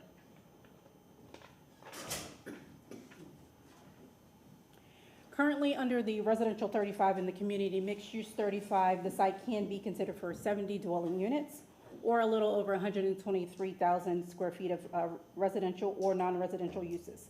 Non-residential uses would be subject to locational criteria. Under the proposed, the site could be considered for, again, 70 dwelling units or over 175,000 square feet of either non-residential or residential uses. The proposed community mixed use 35 would introduce commercial general uses as well as an increase in intensity for the portion of the site that is currently designated as the Res 35. Planning Commission reviewed the request and found that it is consistent with the following policies: Land Use Policy 6.1.1, 6.1.13 promotes development pattern consistent with the Compact City Form strategy, which encourages mixed use, infill development within proximity to transit and employment services. Future Land Use Objective 1.1.1 and Policy 1.1.5 recognizes the university area as a major research and employment center and supports the development of industries that complement and build upon the research strengths. It's also consistent with policies 15.2 and 15.2.3, which promotes mixed-use development over single-use development. And based on those considerations, Planning Commission recommends that the proposed map amendment be found consistent with the goals, objectives, and policies of the Tampa Comprehensive Plan. I stand for any questions that you may have. Any questions? Thank you. Applicant? Please state your name. Yeah, thank you, Mr. Chair and Council. Jim Porter with Ackerman, 401 East Jackson Street, Tampa, here for the applicant. We concur with the Planning Commission staff and the Planning Commission itself with the recommendation of finding it consistent. This is really a cleanup. The existing uses on the site are all commercial and are all reflective of the comp plan category we're asking for. It appears that the research the Planning Commission did when zoning conformance occurred in the late 80s and early 90s, somehow this property got a split land use designation. It's not developed that way. It's never been developed that way. And this amendment would rectify that and clarify that the uses on the property are commercial and consistent with that category. This is, I want to show you on the Elmo, this is part of your backup. This is not the future land use, this is the existing land use. This is how the property is developed. This is our site, and you can see that it's developed consistently with commercial uses even further south of us. This is sort of what the future land use shows. You can see that we're split. So that's what the future land use says. This is what's actually out there. And the recommendation is to allow the entire property to have a consistent comprehensive plan category. At the Planning Commission, we didn't have any opposition. We've had nobody object to this. We think, again, it's a good use of the property, and we respectfully ask for your approval. Thank you very much. Yes. I have a quick question. So you're not planning, you're just keeping things the way they are, you're just simply asking to have the same? Yeah, I mean, we will, I don't want to, based on your earlier comments about talking about future development, I don't want to mention that, but I mean, we will be potentially coming back to you for a rezoning. That's not part of today's hearing, but this allows for the consideration of commercial that's there. Thank you. Anybody else? Thank you. Do we have anybody in the public that wishes to speak on this item? We have a motion to close from Councilmember Clendenin, second from Councilmember Vieira. All in favor? Aye. Any opposed? Councilwoman Hurtak. Yes, file number TACPA 2313, ordinance being presented for first reading consideration, and ordinance amending the Tampa Comprehensive Plan, future land use element, future land use map for the property located at 5025 East Fowler Avenue from residential 35, R35, and community mixed use 35, CMU 35, to community mixed use 35, CMU 35, providing for a repeal of all ordinances in conflict, providing for severability, providing an effective date. We have a second from Councilmember Vieira. Roll call vote. Henderson, Yes. Vieira, Miranda, Carlson, Yes. Hurtak, Yes. Clendenin, Yes. Maniscalco. Yes. Motion carried unanimously.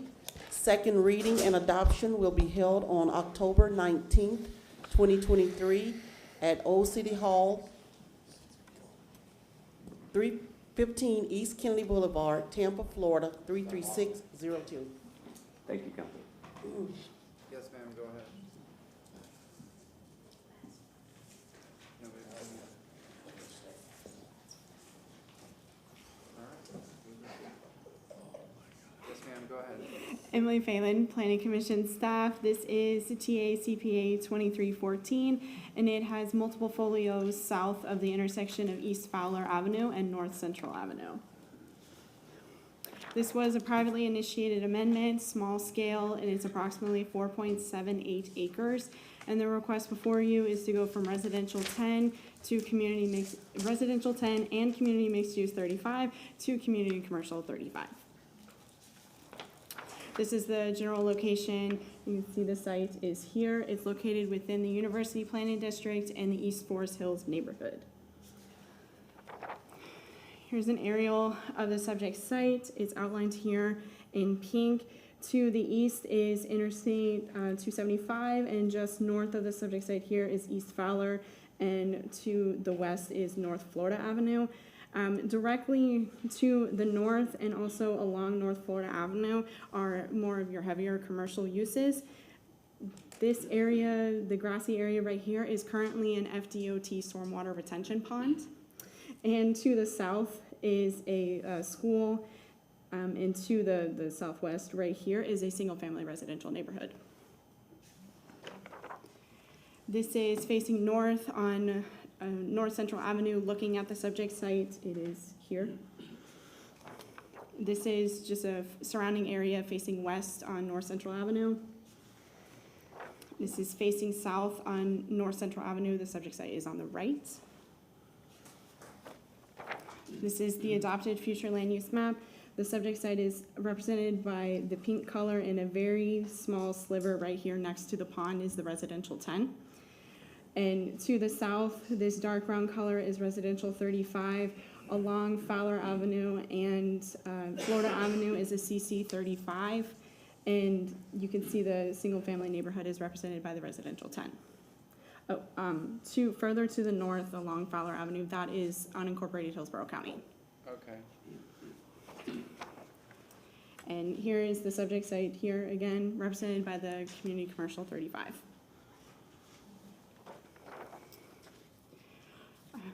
Under the existing residential 10 and CMU 35, the subject site could currently be developed with 158 dwelling units or slightly over 392,000 square feet of residential or non-residential uses. Under the proposed CC 35, it has the potential of 166 dwelling units or slightly over 416,000 square feet of residential or non-residential uses. With the community commercial 35 designation, it does have the potential to introduce commercial intensive uses to the site. The Planning Commission staff reviewed this and found it consistent with several aspects of the comprehensive plan with protection of the residential areas. It seeks to protect residential areas while balancing the need for new development to be compatible with the neighborhood character. And additionally, from the comprehensive plan, it promotes a development pattern consistent with the compact city form strategy, which encourages mixed-use infill development within proximity to transit and employment services. The request for increased density and intensity will meet this policy direction while balancing the neighborhood the comprehensive plan seeks to protect, and Planning Commission staff found the proposed request comparable and compatible with the neighborhood based on the surrounding land use pattern. And the Planning Commission recommends that the proposed map amendment be found consistent with the goals, objectives, and policies of the Tampa Comprehensive Plan. And this concludes my presentation if you have any questions. Any questions? Thank you very much. Do we have an applicant for item number 6? Yes. Please come up, state your name, and present.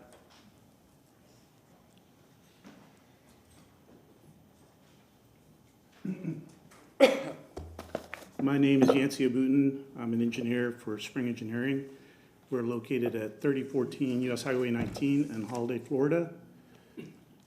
We concur with the findings of the Planning Commission and the staff. And the only thing I really want to add is that I have an aerial here. If you look at the access from Fowler, it is one way, all the way up to the driveway of the building before it turns 2 ways. So it's not really ideal for anything less than commercial. And the goal of this property, or of this land use change, is really just to expand the dealership that's there now. And so we hope you can look at that and approve it. Thank you very much. Any questions? Well, I also have Travis Santos, which is a representative for the applicant. So we can answer try to answer any questions you might have. Any questions for the gentleman or Mr. Santos? No? Thank you very much. Do we have anybody in the public that wishes to speak at this time on item number 6? Move to close. Second. We have a motion to close from Councilmember Miranda, second Councilmember Clendenin. All in favor? Aye. Councilmember Carlson, if you would mind reading item number 6.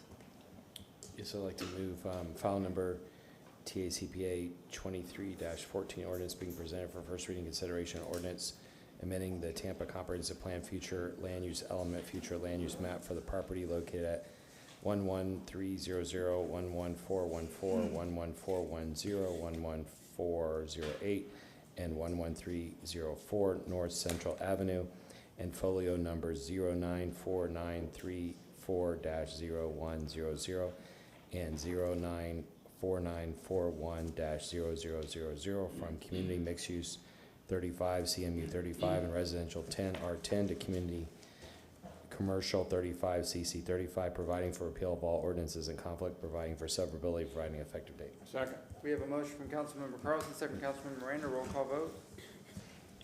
Viera. Yes. Miranda. Yes. Carlson. Yes. Hurtak. Yes. Clendenin. Yes. Henderson. Yes. Maniscalco. Yes. Motion carried unanimously.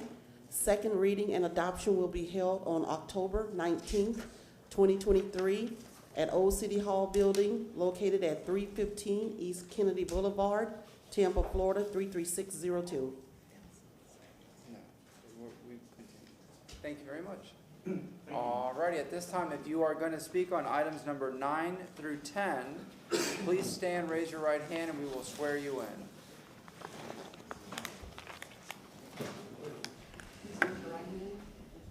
Do you swear or affirm the testimony you're about to give is the truth and nothing but the truth? Yes. Thank you. I haven't seen him since high school.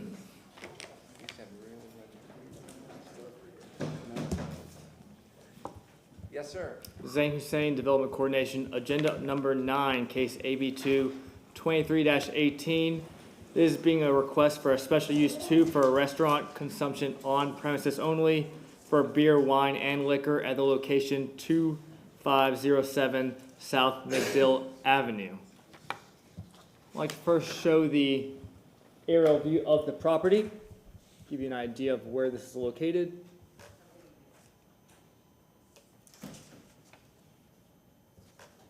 As you see where the property is located here outlined in red, it is zoned RM16 and CI commercial intensive. Running north and south to the east of it is South McDill Avenue. To the south is West Palmyra Avenue. Below it you have an Indian restaurant and more restaurants and commercial uses. To the north is zone CI. You have commercial uses, and all above you have residential and commercial uses. To the west you have more residential, as I'll show you in pictures to come. And also to the east you have residential and also commercial.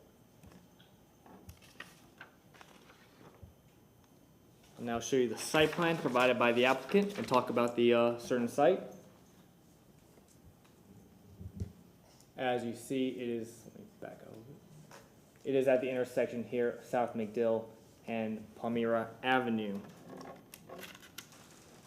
The AB sales being requested here is for 2,894 square feet indoors and 1,366 square feet outdoors for a total AB sales area of 4,260 square feet, all being located on the first floor.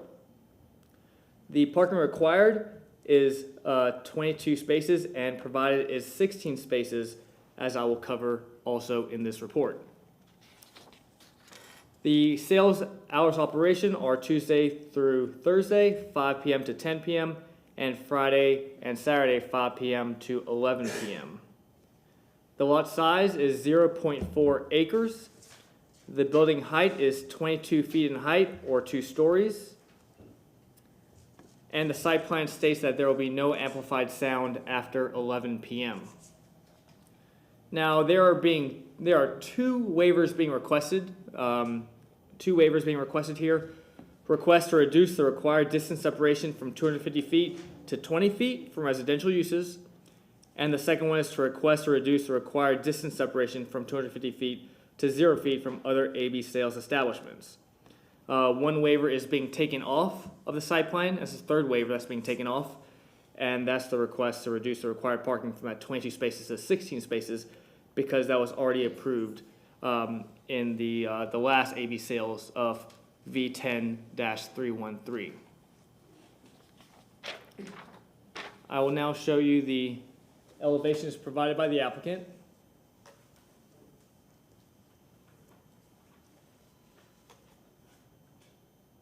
As you see, was provided by the applicant.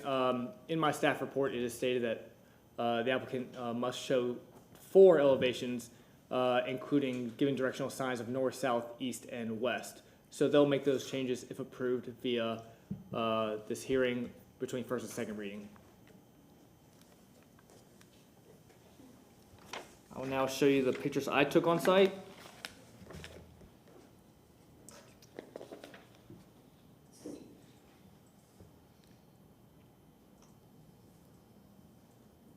As you see, the public notice sign and the restaurant on site.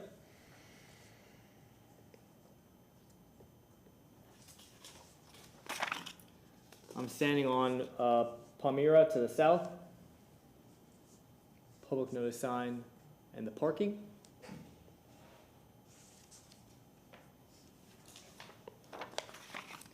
I am right now standing on South Lake Dill. Looking north and south here, you have Crew Restaurant here and other commercial spaces to the north.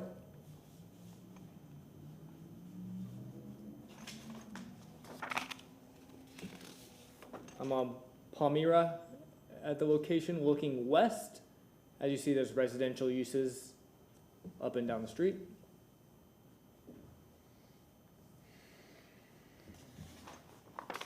It's nice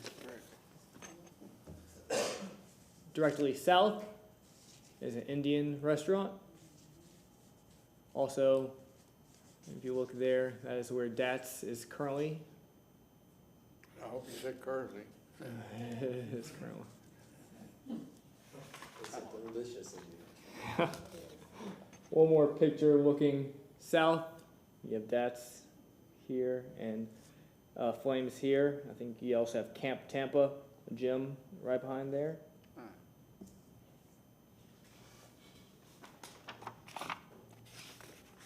And one more picture. I'm here at the intersection of South McDill and West Palmyra.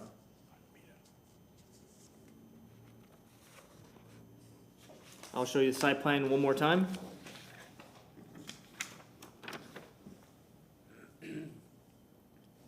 The development review and compliance staff has reviewed the application and finds the request to be inconsistent with the City of Tampa code ordinances. Now, two inconsistencies are due to those two waivers being requested for the distance separation. Should be the pleasure of City Council to approve the application, the applicant must provide revisions to the revision sheet, which is within the staff report between first and second reading. I'm here for any questions. They already have beer and wine existing. Correct. Okay. Councilwoman Hurtak and then Carlson. Could you do me a favor and show me on the site plan where the interior space versus the exterior space? Of course.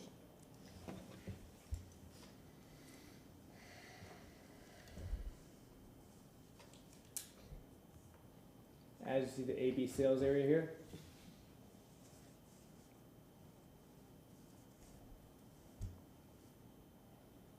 To the subject site, interior, and then you have exterior to the rear. That's 1,000 square feet? I thought it was 2,000 inside and 1,000 outside. Correct. 1,366 square feet to the location here, to the rear. Okay, thank you. Anybody else? Councilman Carlson, yes, sir? Yeah, and just to be clear, the area for the AB is only nobody can see my finger, but it's the interior of just the restaurant and then the patio of the restaurant, not the other parcel and not the parking lot, right? Correct. Just this area right here and the exterior patio. And then you mentioned the hours of operation. Is that going to be on the site plan? Is that going to be a limit or? That will be on the site plan, and they will state that and show the hours. So that'll be a limitation, no alcohol after 11?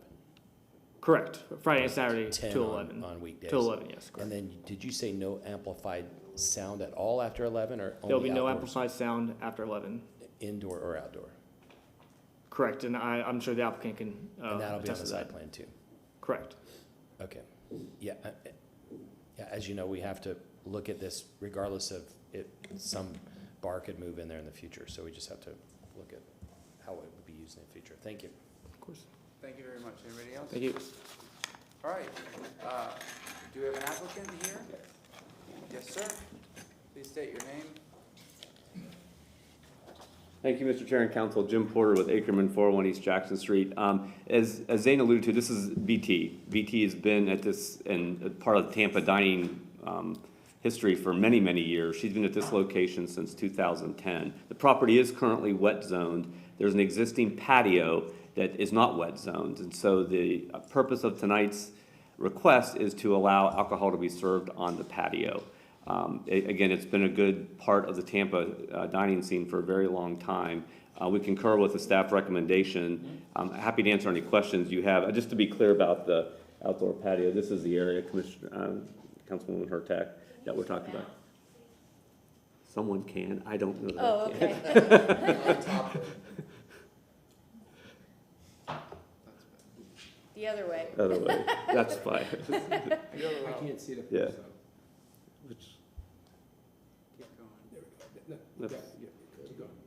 Okay, Thank you. there we go. This is existing, I mean, so it's just there, but they're not allowed to serve alcohol there. So that's the purpose of the request tonight. Yes, and Clean it up. I wanted the public to be able to see. Absolutely. And I also wanted to see that the outdoor amplified music and the outside is toward McDill and not toward the Correct. neighborhood. So- We had 2 calls. I left messages for both people. We're not aware of any other opposition to this or any concerns. Anybody else? All right. Anything else, sir? Okay, no? Do you have anybody in the public that wishes to speak on item number 9? Move to close. Second. We have a motion closed from Councilmember Miranda, second from Councilmember Clendenin. All in favor? Aye. Aye. Any opposed? Councilmember Miranda? Item number 9. Thank you, Mr. Chairman. Item number 9, file number AB 223-18. Ordinance being for first reading consideration. An ordinance approving a special use permit S2 for alcohol beverage sales, restaurant consumption on premise only, and making lawful the sale of beverage regardless of alcohol content, beer, wine, and liquor on that certain lot, plot, or tract of land located at 2507 South McDill Avenue, Tampa, Florida, more particularly described in section 3, providing that all ordinance or parts of ordinance in conflict are repealed, number 1010-147, providing an effective date. Do we have a second? Second from Councilmember Clendenin. Roll call vote. Before you take a vote, I think there's also a revision sheet. I don't have the revision sheet, I'm sorry. The revision sheet for AB sales staff reports are within the staff report. Okay, so just include the revision. Including the revision sheet. All right, roll call vote. Thank you. Miranda, Yes. Carlson, Hurtak, Yes. Clendenin, I just want to say this is a great establishment and definitely an asset to the city of Tampa, so yes. Henderson, Yes. Vieira, Yes. Maniscalco. Yes. Motion carried unanimously. Second reading and adoption will be held on October 19th, 2023 at 9:30 a.m. located at Old City Hall, 315 East Kennedy Boulevard, Tampa, Florida, 33602. Thank you, Council. Thank you very much. All right, last item of the night. Zane Hussein. Yes, sir. Zane Hussein, Development Coordination.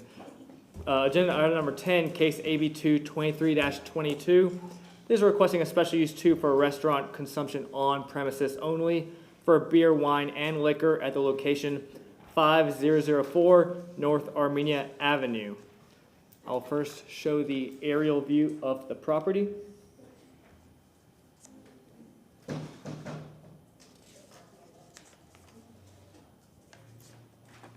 As you see the property right here outlined in red, to the north you have West Wilder Avenue, to the south you have West South Avenue, to the east you have North Armenia Avenue, and to the west you have North Havana Avenue. In this area you have a mix of residential, you have commercial, you have a gas station directly north, you have other commercial establishments to the south. To the east, you'll have a hospital clinic, and also to the west, you'll have residential. I'll now show the site plan provided by the applicant.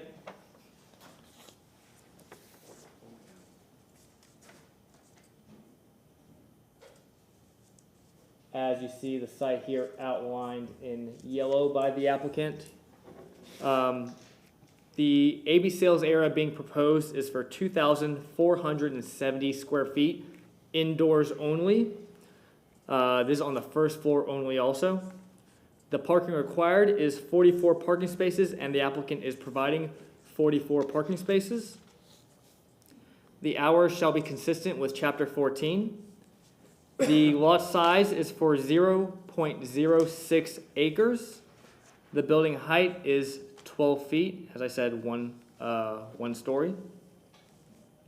There are 2 waivers being requested. The first is a request to reduce the required distance separation from 250 feet to 25 feet for residential uses, and the second one is to request to reduce the required distance separation from 250 feet to 5 feet for other AB sales establishments. I will now show the elevations provided by the applicant.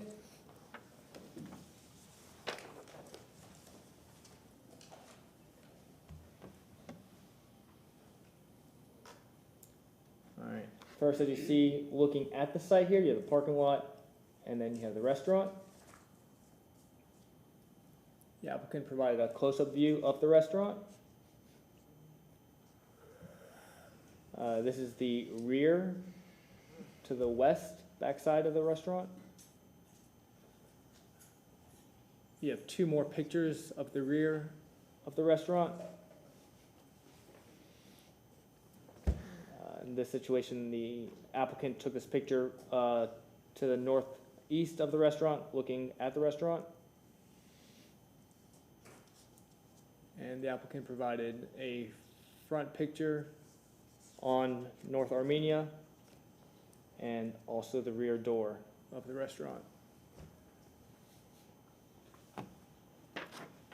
As I went out to the site and took pictures, I will show you what I saw.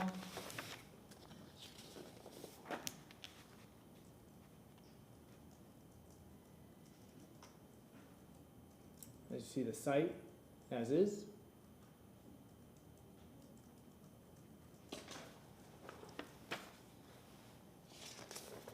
To the east, you have Advent Health.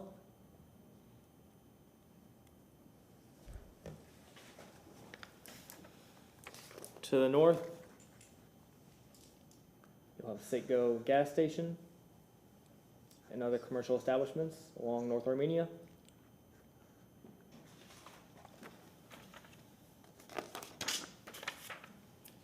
Directly south, you will have commercial establishments, including a tattoo parlor directly south.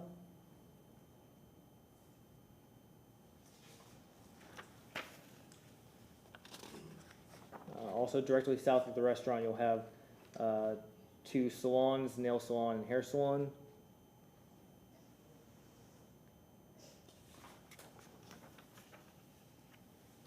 And then looking down North Armenia, you'll see more commercial establishments.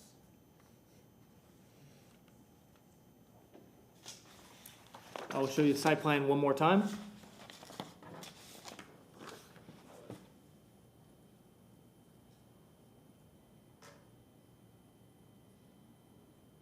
Really zooming in on the lot.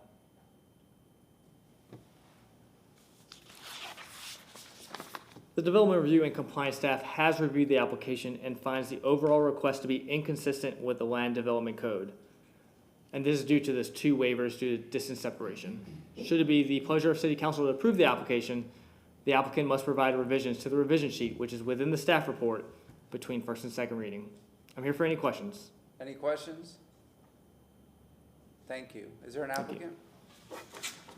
Please state your name and present. Good evening. My name is Rodolfo Schaefer. I'm here to request a special use 2 liquor, beer and wine for La Cascada restaurant that is established for from 2002.